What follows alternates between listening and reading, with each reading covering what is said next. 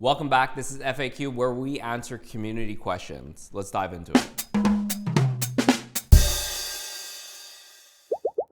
So we all very opinionated on this. Whenever you're seeing a cotton polyester shirt, you're gonna be doing it for several reasons. If you're moraling or creating a heathered look, you need polyester in there. If you are trying to cheapen the product and lower your product cost, you're going to be putting polyester in there. And the reason why you see a lot of brands and factories use 60-40, you need the majority fiber content to be cotton to benefit from the lower duty rates, which would be 16.5%. So we actually talked about this in the episode, but it got removed on the cutting room floor. So we'll throw that in here. You have just enough cotton in here to have lower duties, because the duties on cotton, I believe, starts around 16, and the duties on polyester is around 32. You're not always going to get the exact ratio every single time. So having 60%, you have some room there for safety. If you did 51% cotton and 49% polyester and the blend wasn't bang on, you could actually risk getting in a lot of trouble with imports. Polyester is not bad when used appropriately for the specific purpose.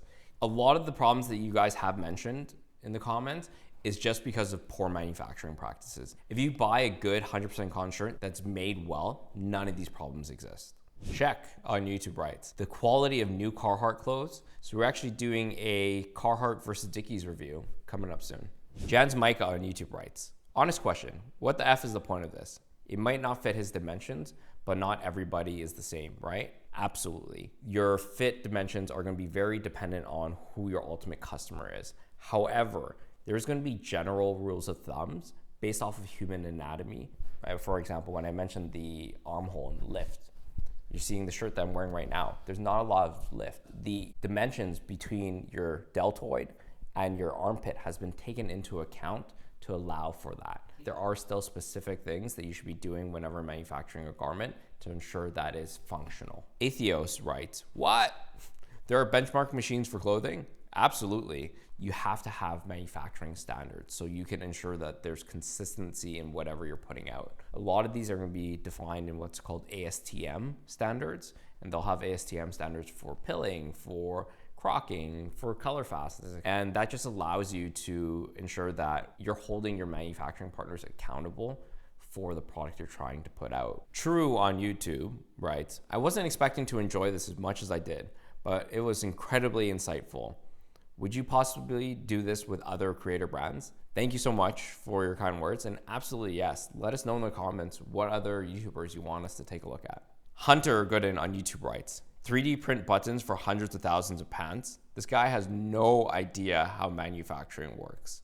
Can you roll the clip for this? Perfect opportunity. You have enough 3D printers. You can mock up your own custom button, 3D print it in-house, and then send the CAD file to your factory for bulk. So when you finally do send the CAD file to your manufacturer for bulk production, which means the mass production of goods, they're not going to be using 3D printed prototypes for that. They can take that CAD file and using that, produce a mold to make metal buttons. What I was saying ultimately is they have the capability. They should have designed this in-house to make it a little bit more special. Ponyfans on Instagram writes, will we ever be able to phase polyester out of clothing? I would say probably not, because for the most part, polyester is very useful and goes to plastics in general. Plastic is becoming so ubiquitous because it's very useful. There is a rise of brands that only focus on natural fibers, and I think those are the brands that you'd be looking for. Similar Circles writes, what are working conditions like from a North American point of view? Fashion is such a big industry that there is going to be such a variety of factories, from literal sweatshops on one end to factories that are very high end, and you're thinking like Brunello Cucinelli. They have set lunches and fancy dinners and whatever for their workers. For us, good work conditions is very important because obviously everybody should be treated fairly. And a bonus on top of that is that you are going to get higher quality product out of a place that has better working conditions. Nat Sky on Instagram asks, why does 100% polyester feel different, for example, in a shirt or pants? There's different yarn sizes, there's different filament sizes. All that can account for what's called hand feel. In a shirt, you're probably using what's called a single jersey knit. In a pant, you can either have it be woven, you can have a interlock knit, you can have a warp knit. You can take, let's say, flour, you can have semolina, you can have all-purpose, you can have double odd, and what you choose to do with it afterwards is going to really change what that base ingredient does. You can make it into pasta, you can make it into cake, you can make it into bread. Even though all of those are very different end products, they're all coming from the same base ingredient. Raina on YouTube asks, can you do a deep dive on shoes, please? We don't cover items that we don't have experience in speaking on.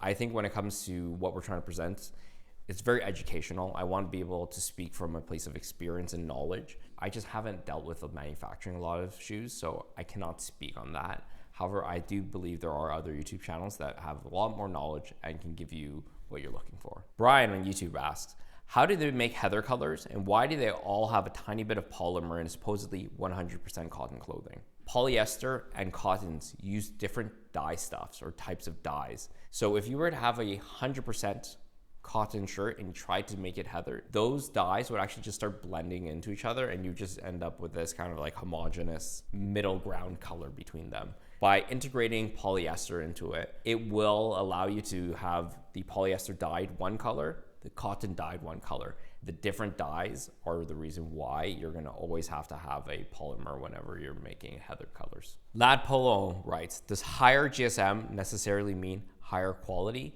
I've seen brands boast a lot about GSM. So this has been very popular, especially in the streetwear culture. It's like the highest GSM hoodie, I want a 400, I want a 500. At some point, it gets too heavy. GSM stands for grams per square meter. It is the weight of the product. So it doesn't necessarily mean higher quality. It just means there's more of it. You can have a 200 GSM cotton shirt that is Pima cotton, long staple fiber that has been finished a very specific way and knit very tight. You can also have a very loose, coarse 300 GSM that is poor quality and even cheaper to manufacture than the lighter weight. So stop it, streetwear brands. GSM is just weight. VM8 asks, can you explain to us how not all denim is equal and why some denim might be better than others? What is considered better for some might not be better for others. You're gonna have on one end just mass-produced denim that everything looks the same, and it's very bland and it serves the purpose.